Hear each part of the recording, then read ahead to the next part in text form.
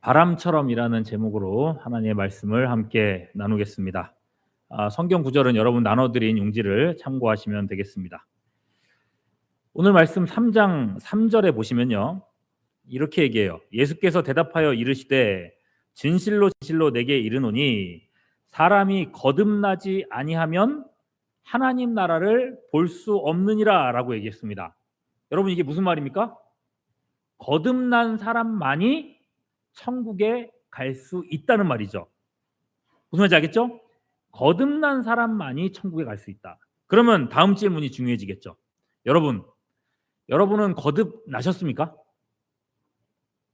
이렇게 아멘 소리가 작으면 큰일인데요.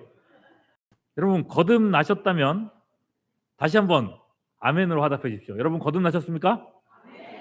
예. 아멘이 나오셔야 됩니다. 내가 오늘 밤에 세상을 떠나도 내가 그 다음에 눈 뜨면 천국이라고 확신한다면 거듭났습니까? 라는 질문에 당연히 아멘이 나와야 됩니다. 그러면 여러분, 이렇게 얘기를 하는데 거듭남이란 뭘까요? 이렇게 제가 대뜸 여쭤보면 아마 갑자기 이렇게 물어보면 답이 이렇게 쉽게 안 나올 것 같습니다. 제가 한 문장으로 정리해 드리죠. 거듭남이란 성령께서 내 영혼을 새롭게 창조하시는 걸 거듭남이라고 합니다. 뭐라고요? 성령께서 내 영혼을 새롭게 창조하시는 것. 거듭남이 왜 중요한가? 예수님을 믿기 전에 우리는요, 에베소서 2장 1절에 따르면 허물과 죄로 이미 영적으로는 죽은 상태였다라고 말씀하고 있어요. 예수 믿지 않는 모든 사람들은요, 영적으로 어떤 상태라고요? 죽은 상태라는 거예요. 여러분, 죽은 사람한테 말을 하면은 그 사람이 내 말귀를 알아들을 수 있습니까? 없습니까? 못 들어요. 그죠? 우리가 아무리 전도를 하고 아무리 그 좋은 말들로 훈련을 받아서 전도를 해도 이 좋은 복음을 사람들이 이해를 못하고 믿지를 않는 이유는요, 그 사람들이 영적으로 어떻게 된 상태라서 그런 거예요? 죽은 상태라서 그렇다는 겁니다. 이해되시죠? 그런데 어떤 사람은 분명 죽은 상태인데 어떤 사람은 내 복음을 듣고 믿고 구원을 받더란 말이죠. 자, 여러분, 어떤 사람은 듣고도 믿을 수가 없는데 어떤 사람은 듣고 믿게 되는 것, 무슨 차이일까요? 이 과정에 어떤 일이 있었던 걸까요? 우리가 복음을 전할 때에 그 순간에 말이죠, 우리가 복음을 전하는 거, 여러분, 우리 교인들이 내가 사람으로서 다른 사람에게 복음을 전하는 행위를 성경에서는요, 성경이 아니라 우리 신학적인 표현에서는요, 부르심이라고 하는데 무슨 부르심이라 그러냐면요, 외적인 부르심이라고 합니다. 외적인 부르심. 우리가 이렇게 누군가에게 복음을 전할 때에 성령께서 어떤 사람 안에서는요, 동시에 역사하십니다. 이걸 뭐라 그러냐면 뭐라 그럴까요? 우리가 부르는 걸 외적인 부르심이라고 했으면 성령께서 그 사람 안에서 부르는 걸 뭐라 그럴까요? 내적인 부르심이라고 합니다. 그 순간에 성령께서 부르시는 그 순간에 어떤 사람의 영혼을 하나님 성령께서는 새롭게 창조하시는 겁니다. 그리고 죽었던 영혼을 살아나게 하시는 거예요. 그러니 그 영혼이 살아났기 때문에 그의 영적인 귀도 어떻게 됐을까요? 들리게 되죠. 열리게 되겠죠. 그러니까 그 안에 복음이 이해가 되고 예수님이 믿어지고 그 순간에 하나님의 자녀로 거듭나게 되는 겁니다. 그래서 이 부르심을 내적인 부르심이라고 하고 동시에 효력 있는 부르심이라고도 얘기합니다. 다시 한번 정리해 볼까요? 성령께서 누군가의 영혼을 새롭게 태어나게 하시는 것, 새롭게 창조하시는 것, 이걸 뭐라고 한다고요? 거듭남이라고 한다는 거예요. 자, 이렇게 설명드리니까 이제 다 이해가 되셨죠? 쉬우시죠? 그죠? 이 얼마나 단순한 얘기입니까? 혹시 지금 이 설명이 어렵게 느껴지시더라도요, 한 두 번, 세 번 설명 들으시면은 누구라도 이해할 수 있는 그런 내용입니다. 이런 이해를 가지고 오늘 읽었던 성경 말씀 안으로 들어가 보겠습니다. 여러분, 이렇게나 쉬운 게 거듭남인데 당대에 존경받는 유대교 지도자였던 니고데모, 누구라고요? 니고데모한테는 이 말씀이 너무 어려웠습니다. 예수께서 거듭나야 된다라고 말씀하시는데 이 말을 당최 이해를 못하겠는 거예요. 예수님, 거듭나라뇨? 사람이 무슨 엄마 뱃속에 다시 들어갔다가 나오기라도 해야 된다는 얘기입니까? 도대체 예수님 무슨 말씀하시는 겁니까? 라고 묻고 있어요. 그러면 여러분, 니고데모가 무식해서 그런 걸까요? 아닙니다. 당대 유대교의 지도자급 되는 사람이라면은 어쩌면 지금의 우리보다 훨씬 더 뛰어난 통찰력을 가지고 있는 사람입니다. 절대 무식한 소리를 할 만한 그런 사람이 아니라는 거죠. 그런 니고데모가 예수님의 이 말씀, 거듭나야 된다고 하는 이 말씀을 어려워하는데 이유가 있습니다.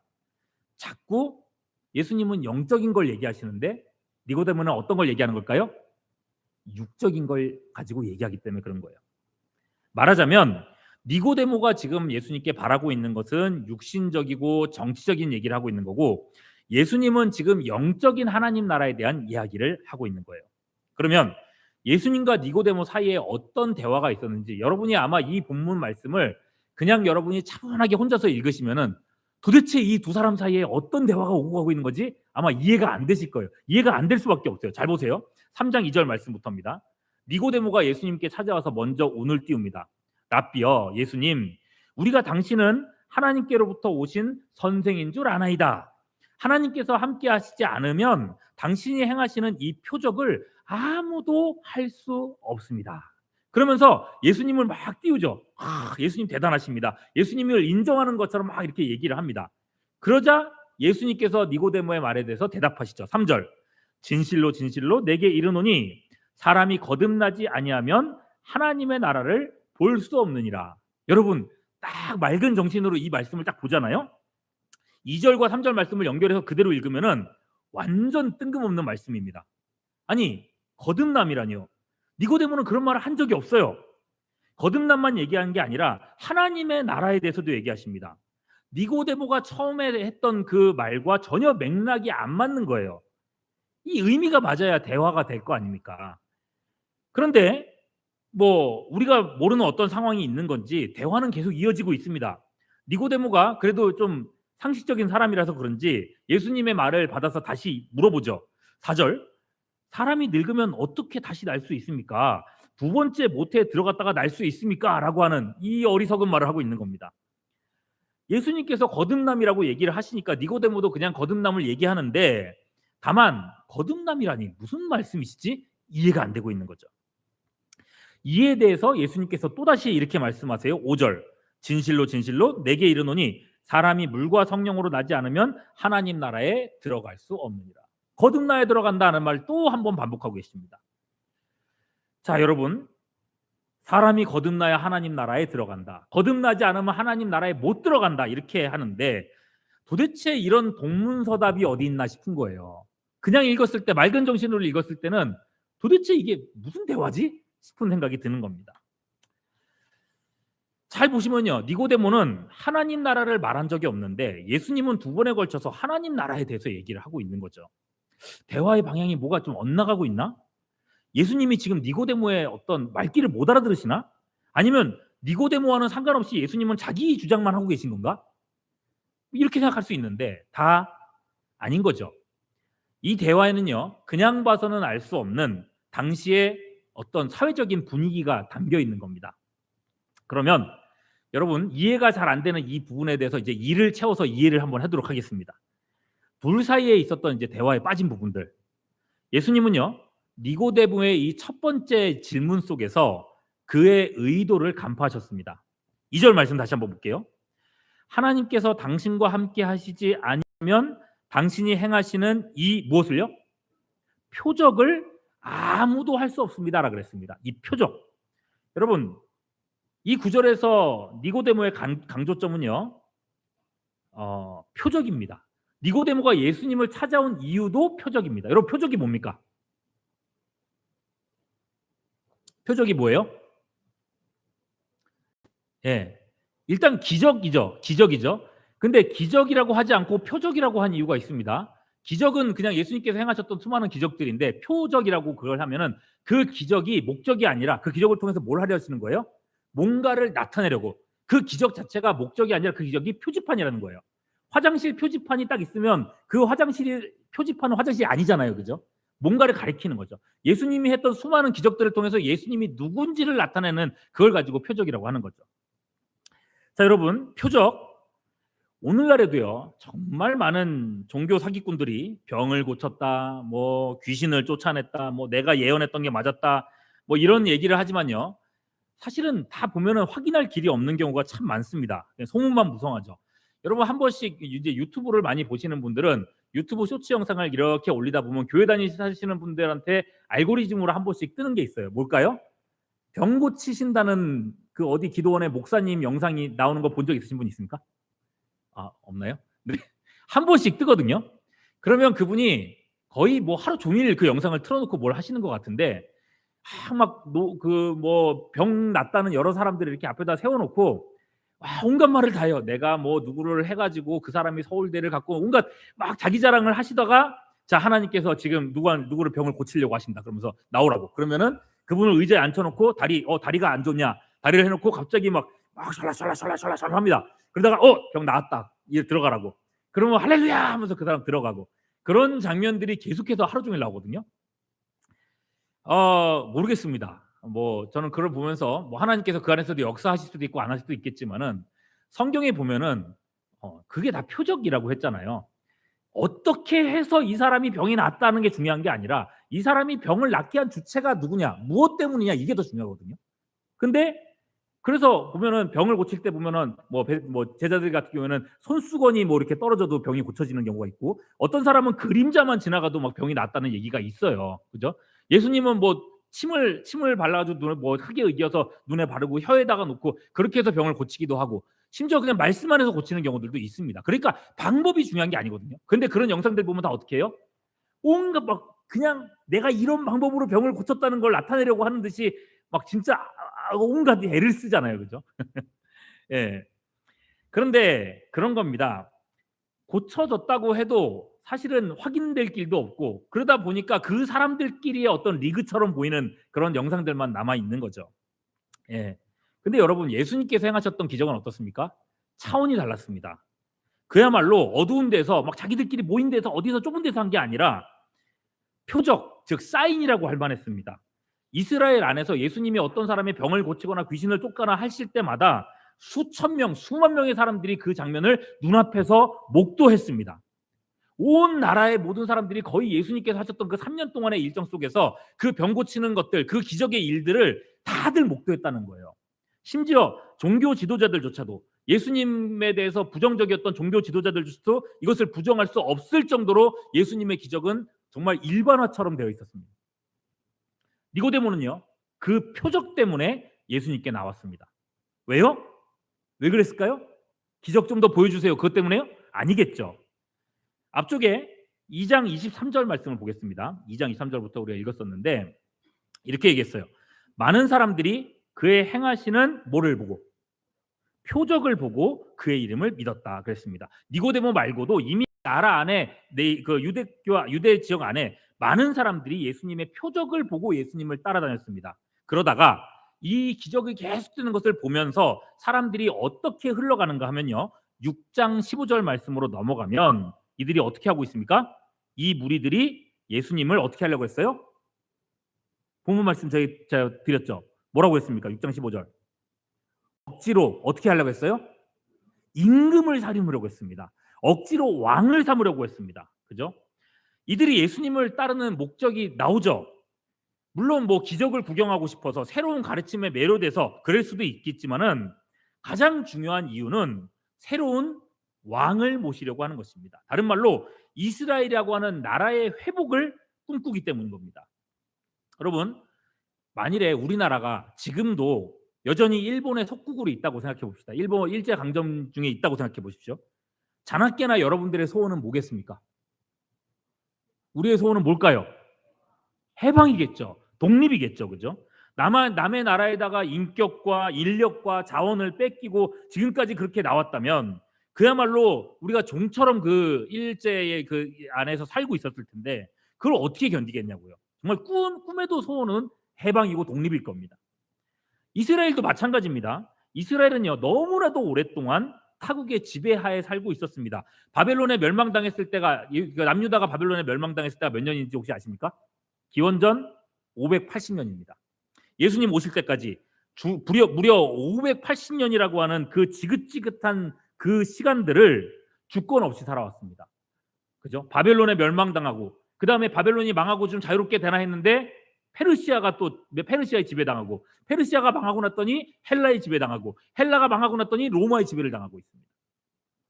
안 그래도 독립에 대한 여망이 막 들끓고 있는데 구약 성경 말씀에 보니 하나님께서 약속을 주신 거예요. 무슨 약속? 다윗과 같은 왕 메시아를 보내주겠다는 약속이 딱 하니 있는 겁니다. 여러분, 다윗이 누구예요? 나라를 통합하고 주변 강대국들에게 오히려 조공을 받았던 이스라엘 역사의 가장 위대한 왕 아닙니까? 하나님께서 그런 왕을 다시 보내주겠다고 약속하신 거죠. 그래, 그 약속의 왕이 오시면 그가 큰 능력으로 우리 사회를 통합시키실 거고 저 강대한 로마로부터도 우리를 독립시켜 줄 거다. 그렇게 되면 우리는 옛날에 다윗과 솔로몬 때와 같은 그런 영광을 다시 한번 맛볼 수 있을 거다. 이 메시아를 대망하는 사상이 엄청나게 팽배해졌습니다. 그런 가운데 예수께서 오신 거죠. 수많은 표적을 보이십니다. 백성들의 마음에 기대감이 막 부풀기 시작하는 겁니다. 저분이다. 저분이 우리 민족에게 번영을 가져다 줄 언약의 왕이시다. 메시아시다. 이런 생각을 가진 겁니다. 백성들이 구름대처럼 예수님을 쫓아다닙니다.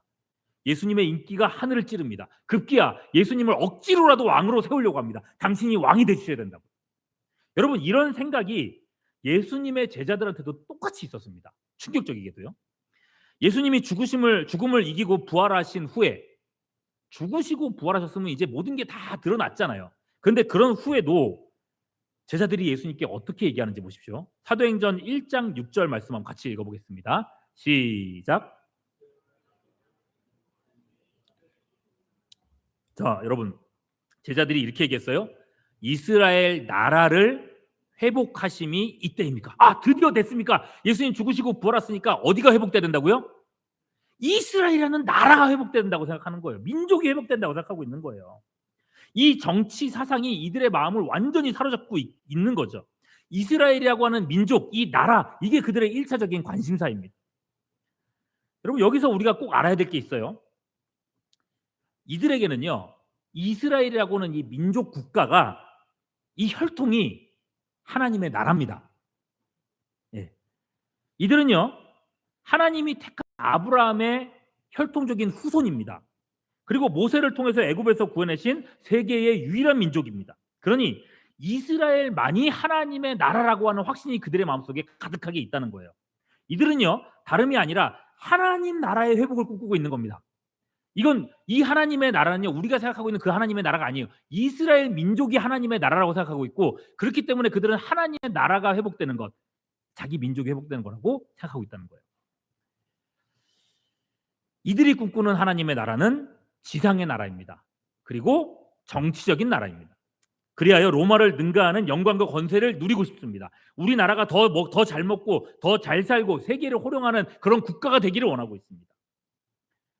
자, 표적을 보고 예수님을 따라오는 사람들은 이렇게 정치적 하나님의 나라를 꿈꾸면서 예수님께 나왔었다는 겁니다. 그리고 그 꿈이 오늘 표적을 보고 예수님을 찾아온 니고데모에게도 똑같이 있었던 겁니다. 니고데모 역시도 정치적 왕국을 기대하면서 예수님께 나왔습니다. 그런 의미에서 여러분, 3장 2절 말씀을, 지금까지 제 설명을 듣고 3장 2절 말씀을 다시 한번 보세요. 느낌이 다를 거예요. 하나님이 함께 하시지 아니하시면 당신이 행하시는 이 표적을 아무도 할 수 없습니다 라고 하고, 그 느낌상 봤을 때 그 뒤에 뭔가 더 좀 얘기를 하고 싶은 게 있는 것 같지 않습니까? 그죠? 맞아요? 맞으면 끄떡끄떡을 해주시면 좋겠습니다. 네,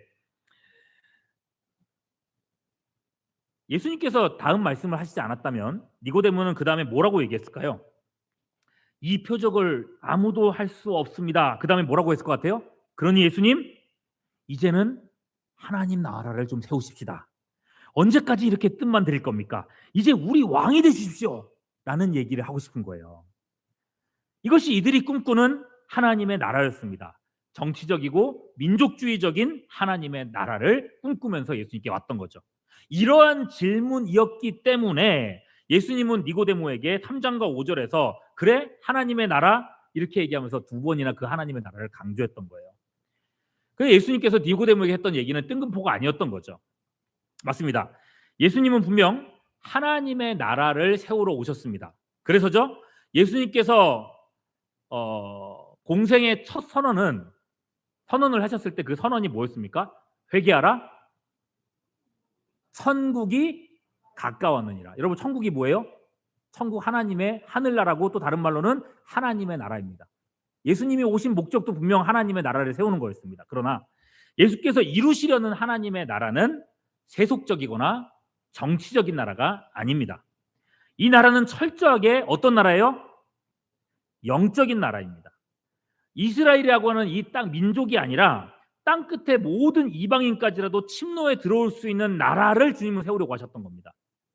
니고데모가 생각하는 하나님의 나라와 예수께서 이루시려는 하나님의 나라의 개념이 완전히 달랐던 거예요.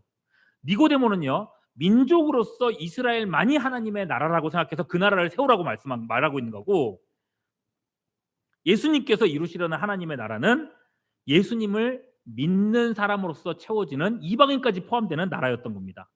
이 나라는 혈통과 신체적인 능력으로 못 들어갑니다. 이 나라는 성령으로부터 위로부터 거듭나야만 들어갈 수 있는 겁니다.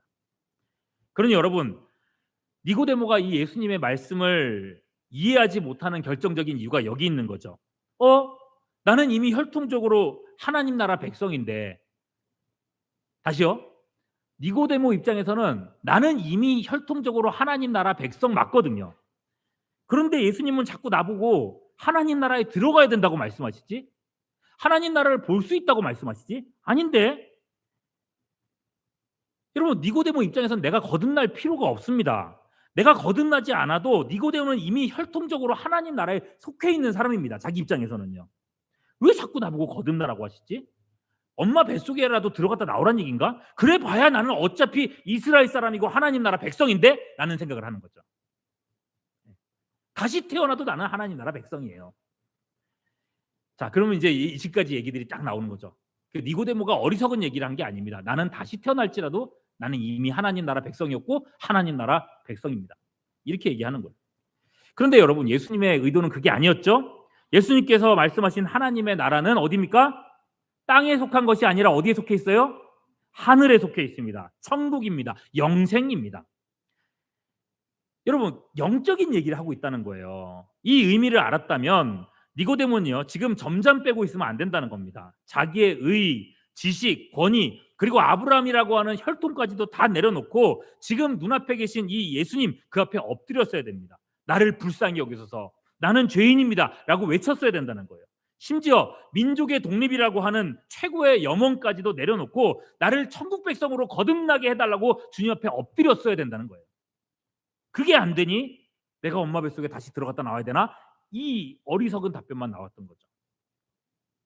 그럼 여러분, 이렇게 참 어렵게 가고 있는데 우리는 어떻습니까?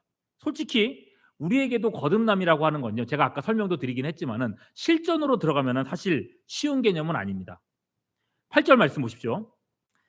바람이 임의로 불매 내가 그 소리를 들어도 어디서 와서 어디로 가는지 알지 못하나니 성령으로 난 사람, 이 성령으로 난 사람이 누구예요? 거듭난 사람 다 그러하니라라고 얘기했어요. 여러분, 왜 거듭남이 어렵습니까?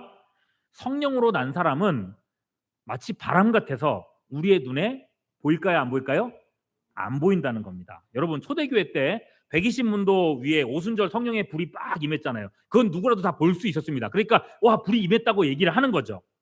만일에 여러분 지금도 성령께서 불처럼 여러분들 우리 모두의 머리 위에 다 이렇게 임해 있다면 얼마나 좋을까요? 그죠? 우리 머리에 성령의 불이 있어서 만일에 불이 좀 약해졌어요. 누군가의 불이 머리 위에 불이 약해졌어요. 권사님, 불이 좀 약해지셨는데요. 기도 좀 하셔야겠어요. 이렇게 얘기하고 누군가 불은 확 타고 있어가지고 아우 권사님, 아우 성령 충만하시네. 얼마나 편해요. 신앙생활하기 너무 편하겠죠, 그죠? 근데 그게 아니란 말이죠. 하나님은 우리에게 그런 눈에 보이는 어떤 증명서 같은 걸 쥐어주지 않습니다. 왜입니까? 인간은요, 눈에 보이는 표식 같은 게 우리 눈에 쥐어지는 순간 그걸 가지고 하나님을 통제하려고 합니다. 니고데모가 그랬던 것처럼요. 남을 판단하는 도구로 씁니다. 난 이걸 갖고 있어. 넌 안 갖고 있어? 한참 우리 뭐 십수년 전에 그 막 방언이 막 그래서 방언이 유행했을 때 나 방언하는데 방언 못해? 넌 이류 신앙인. 이랬었잖아요.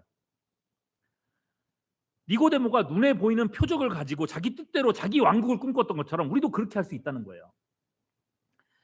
바람을 손으로 잡을 수 있는 사람은 없습니다. 성령의 역사는 인간의 계산과 통제를 완전히 벗어나 있습니다. 그러면 여러분, 성령으로 우리가 거듭났다는 걸 우리가 어떻게 알 수 있습니까? 다시 한번 8절 말씀 보세요. 뭐라고 되어 있습니까? 바람이 임의로 불매 내가 그 무엇을 듣는다고요? 그렇죠. 소리는 들립니다. 소리는. 그죠? 바람 자체는 눈에 보이지 않지만 바람이 불면 나뭇잎이 흔들리고 소리가 납니다. 성령으로 거듭난 사람에겐 반드시 소리가 있습니다. 그 소리가 뭘까요? 신앙 고백입니다. 예수님만이 나의 주님이십니다. 이 신앙 고백이라는 거예요. 내 뜻대로 안 되는 광야 속에서도 마치 바람을 따라서 낙엽이 흩날리듯이 주님이 이끄시는 대로 가겠습니다 라고 삶으로 내는 순종의 소리가 있다는 거예요. 이건 마치 광야의 이스라엘 백성들 같습니다. 광야의 땅에 들어가기까지 이들은 가나안 땅에 들어가기까지 이들은 구름 기둥과 불 기둥을 따라다녔습니다. 그 기둥이 서면 거기서 장막을 치고 텐트를 치고 생활을 하고 그리고 그 기둥이 움직이면 거기에 따라서 장막을 거두고 행진을 했습니다. 여러분, 이 구름 기둥과 불 기둥이 언제 움직일지는 아무도 예측할 수 없었습니다. 이 장면을 민수기 9장 말씀에서요 아주 재밌게 흥미롭게 얘기를 하고 있어요. 제가 읽어드릴 테니까 여러분, 광야에서 광야에서 이스라엘 백성들이 몇 명이 이동 생활했는지 기억나십니까? 인원수 몇 명? 60만 명. 그죠? 학자들은 한 60만 명 정도 된다고.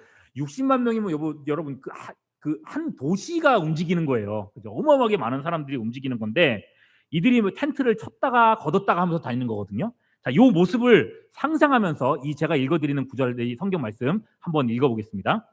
17절부터 구름이 성막에서 떠오를 때에는 이스라엘 자손이 곧 행진하였고 구름이 머무는 곳에 이스라엘 자손이 진을 쳤으니 이스라엘 자손이 여호와의 명령을 따라 행진하였고 여호와의 명령을 따라 텐트를 쳤으며 구름이 성막 위에 머무는 동안에는 그들이 진영에 머물렀고 구름이 성막 위에 머무는 날이 오랠 때에는 이스라엘 자손이 여호와의 명령을 지켜 행진하지 아니하였으며 혹시 구름이 성막 위에 머무는 날이 적을 때에도 그들이 다만 여호와의 명령을 따라 진영에 머물고 여호와의 명령을 따라 행진하였으며 혹시 구름이 저녁부터 아침까지 있다가 아침에 그 구름이 떠오를 때는 그들이 행진하였고 구름이 밤낮 있다가 떠오르면 행진하였습니다. 그러니까 구름이 저녁에 이렇게 머물러 있다가 다들 텐트를 치고 있는데 그 다음날 아침에 다시 구름이 떠오르면 다시 텐트 다 거두고 갔다는 얘기죠. 22절 이틀이든지 한 달이든지 1년이든지 구름이 성막 위에 머물러 있을 동안은 이스라엘 자손이 진영에 머물고 행진하지 아니하다가 떠오르면 행진하였으니 23절 곧 그들이 여호와의 명령을 따라 진을 치며 여호와의 명령을 따라 행진하고 또 모세를 통하여 이르신 여호와의 명령을 따라 무엇을 지켰다고요? 여호와의 직임을 지켰더라 이렇게 얘기했어요. 이스라엘 광야 생활이요 무려 몇 년이었어요? 40년이었습니다. 기간이 길 때는요 몇 년 정도 있을 수도 있었고 짧을 때는 오늘 말씀에서 얘기하는 것처럼 밤에 장막을 쳤다가 그 다음날 아침에 장막을 거두는 일도 있었습니다. 생각해 보십시오. 요즘 텐트 얼마나 편하게 치기 쉬워요. 그죠? 모기장 텐트 같은 거는 쫙 던지면 바로 쫙 이렇게 펴지잖아요. 그죠? 근데 여러분 군대 가면요 텐트를 치는 게 굉장히 좀 쉽지 않은 일입니다. 웬만큼 이렇게 몸에 익지 않으면은 판초위 같은 거 이렇게 펼쳐놓고 나무막대기 같은 거 4개 꽂아놓고 거기다 줄 매가지고 딱 달거든요. 근데 어설프게 하면 휙 하고 그냥 쓰러져 버려요. 힘없이. 근데 여러분 수천 년 전에 고대 사회에서 그 무거운 뭐라 그러죠? 그 장막을 세우고 장막을 펼쳐놓고 거기다가 나무 막대기 끼워놓고 거기다가 큰 그 줄을 가지고 이렇게 매는 걸 생각해 보십시오. 대가족이잖아요, 그죠? 열 몇 명, 20 몇 명이 지낼 수 있는 텐트를 친다고 생각해 보십시오. 그리고 그런 텐트가 60만 명치 텐트가 이렇게 쫙 쳐진다고 생각해 보십시오. 엄청나겠죠, 그죠? 여러분 고생을 해서 그 텐트를 그렇게 쳤는데 그 다음날 오늘 저녁에 쳐놨는데 그 다음날 아침이 됐는데 구름이 쫙 떠오릅니다. 나팔을 뿌 붑니다. 출발이다. 아니 어젯밤에 텐트를 쳤는데요. 오늘 아침에 출발이다. 텐트 걷어야죠. 뭐. 바람이 임의로 불듯이 이들은 바람처럼 사는 훈련을 받았던 겁니다. 이 광야는 내 땅이 아니구나. 그러면서 텐트를 치고 거두면서 이들의 마음은 약속의 땅 가나안에 점점 더 고정되어 갔던 겁니다. 그래. 거기는 영원히 움직이지 않는 내 땅이 있어. 그런 설렘과 기대가 점점 더 커져갔겠죠. 정말 흥미로운 사실은요. 민수기 9장 23절 다시 한번 보십시오. 곧 그들이 여호와의 명령을 따라 진을 치며 여호와의 명령을 따라 행진하고 또 모세를 통하여 이르신 여호와의 명령을 따라 뭐를 했다고요? 여호와의 여러분 직임이 뭡니까? 직임. 직분이에요. 사역이에요. 직책이에요. 하나님의 명령을 따라 텐트를 치고 텐트를 거두고 행진하는 이 단순 무식한 일을 성경은요, 여호와의 직분이라고, 여호와의 사역이라고, 직임이라고 말씀하고 있는 거예요. 하나님께서 가라고 하시면 가는 거고 머물면 머무는 겁니다. 이런 삶에 대해서요, 바울은 이렇게 표현을 합니다. 빌립보서 4장 12절. 나는 비천에 처할 줄도 알고 풍부에 처할 줄도 알아. 모든 일 곧 배고픔과 배부름과 배고픔과 풍부와 궁핍에도 처할 줄 아는 일체의 비결을 배우노라. 여러분, 앞서 8절에서 성령으로 난 사람은 8절 말씀 보십시오. 어떻다 그랬어요? 성령으로 난 사람은 그다음에 뭐라고 돼 있어요? 한 글자 있죠? 다. 그렇죠. 다 이렇다. 그럼 우리도 그렇다는 겁니다. 거듭난 사람은 다 이런 삶을 살아야 된다는 겁니다. 모든 것이 하나님의 뜻 안에 있고 결국 모든 것이 합력하여 선을 이루게 됨을 믿는다면 고린도후서 4장 8절의 고백이 나의 것이 될 수 있다는 거죠. 우리가 사방으로 우겨쌈을 당하여도 쌓이지 아니하며 답답한 일을 당하여도 낙심치 아니한다. 뭐 개인적인 말씀을 드려서 죄송하지만은요, 목사로서 제 나이도 이제 50줄에 들어섰습니다. 다른 친구들은 요 나이 때 되면은 이제 다들 안정기에 들어서고 있는데 본의 아니게 저는 좀 다른 길을 가고 있습니다. 한동안은 직장 생활도 했었고요. 지금은 이제 개인 사업체를 주중에는 운영하면서 우리 친구인 우리 담임 목사님의 도움으로, 배려로 주말에는 이렇게 말씀 사역도 감당하고 있습니다. 3년 전에 담임 목사 청빙에서 어려움을 겪고 이제 막막해져 있을 때에 그때 지인이 저한테 이제 추천을 해줬어요. 어디 회사에 자리가 있는데 거기 한번 취업해 볼래? 뭐 하지 뭐. 그리고 그 회사가 시간이 지나서 조금 어려워지니까 그 대표님께서 말씀하십니다. 아이 매니저님, 창업해서 그냥 우리하고 협력업체 할래요? 제안하시길래 하죠 뭐. 그랬어요. 예. 그래서 창업했습니다. 3년 전에 그때는요, 이제 나는 끝났다. 이제 땅바닥에 앉아서 쫄쫄 굶겠구나. 우리 애들 굶고 살겠구나라고 하는 생각으로 절망했었는데 지금 와서 돌아보면요, 그냥 진짜 만나가 있고 메추라기가 있구나 하는 생각이 드는 거예요. 하나님께서 그때그때 채워주셨고 뭐 한 번도 뭐 굶고 살아본 적은 없었던 것 같습니다. 제가 특별하다는 말씀을 드리는 게 아니고요, 우리네 인생이 다 그렇지 않습니까? 그런 가운데 오늘 말씀을 보게 되는 거죠. 여러분, 우린 누굽니까? 성령으로 거듭난 사람들입니다. 임의로 부는 바람처럼 언제 어떻게 움직일지 알 수 없지만 어디로 가든지 우리의 인생은 누가 인도하세요? 성령께서, 하나님께서 인도하시죠. 그저 그 길을 갈 뿐인 겁니다. 어디로 가게 되든지 광야의 이스라엘 백성들이 만나와 메추라기를 만났던 것처럼 하나님께서 우리와 우리의 가족의 생명을 지켜주신다는 겁니다. 그거면 된 거 아닙니까? 여러분, 보이지 않지만 하나님의 나라는 이미 우리 안에 있습니다. 또한 그 나라에 들어감을 넉넉히 얻었다고 성경이 증언합니다. 그렇기에 영원하지 않은 이 땅에서의 삶에서 이런저런 일들 때문에 우리는 낙심하거나 좌절하지 않는다는 겁니다. 그저 텐트를 거두고 텐트를 치는 그 일들의 반복일 뿐인 겁니다. 주님이 그러셨듯이 또 많은 믿음의 선배들이 그랬던 것처럼 우리도 이와 같은 믿음으로 모든 두려움을 떨치고 승리하는 삶을 살게 되시기를 소망합니다. 또한 두려움에 매여 살아가는 주변의 많은 사람들에게 하나님의 나라를 담대히 선포하시는 우리 모두가 될 수 있기를 주님의 이름으로 축원합니다.